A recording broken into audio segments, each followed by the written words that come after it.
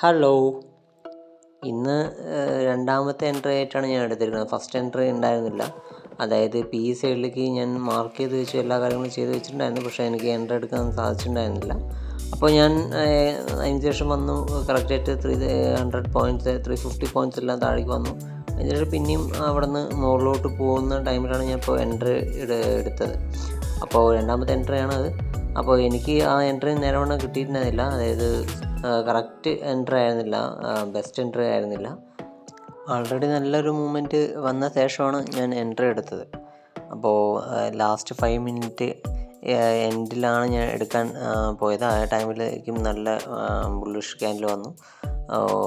രണ്ടാമത്തെ ക്യാൻഡിലും അതിൻ്റെ പ്രീമിയത്തിൻ്റെ ഹൈയിലേക്ക് എത്തി.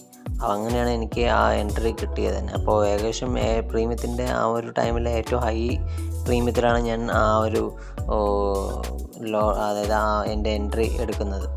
അതുകൊണ്ട് എനിക്കിന്ന് ഭയങ്കരമായ ലോസാണ് ഉണ്ടായിട്ടുള്ളത്.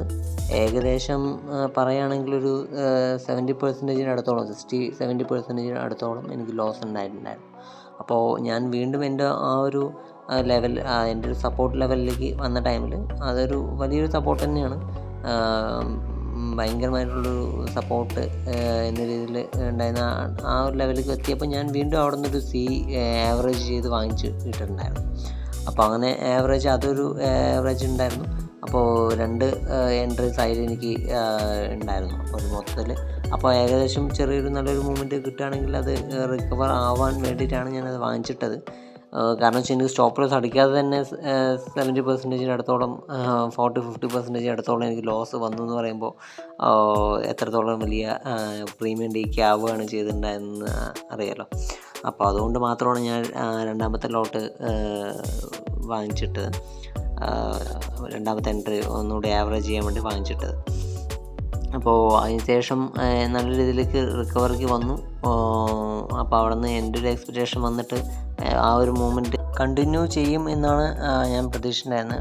അതായത് ഇന്ന് ഡൗൺ ആയതിൻ്റെ ഏകദേശം ഒരു 40% എങ്കിലും റിക്കവറായിട്ട് മാർക്കറ്റ് മുകളിലോട്ട് പോകും, അങ്ങനൊരു എക്സ്പെക്റ്റേഷനിലാണ് ഞാൻ വെയിറ്റ് ചെയ്തിട്ടുണ്ടായിരുന്നത്.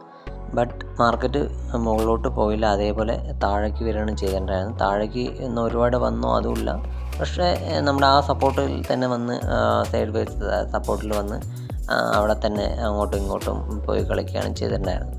അപ്പോൾ അതുപോലെ കളിച്ചെന്ന് മാർക്കറ്റ് എക്സ്പയറി ഡേ വരെ ആയതുകൊണ്ട് നല്ല രീതിയിൽ പ്രീമിയം സ്റ്റോപ്പ് ലോസ് അടിക്കാതെ തന്നെ പ്രീമിയം ഏകദേശം DK ആയി 50-60% DK ആയിട്ട് പോവുകയാണ് ചെയ്തത്.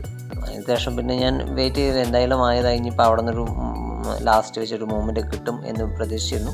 പക്ഷേ മൂവ്മെൻറ്റ് കിട്ടിയില്ല. നല്ലൊരു രീതിയിൽ ചെറുതായിട്ട് പിന്നു ഒന്ന് ഡൗണിക്ക് വന്നപ്പോൾ ഞാൻ അവിടെ നിന്ന് എക്സിറ്റ് ആവുകയാണ് ചെയ്തിട്ടുണ്ടായിരുന്നത്.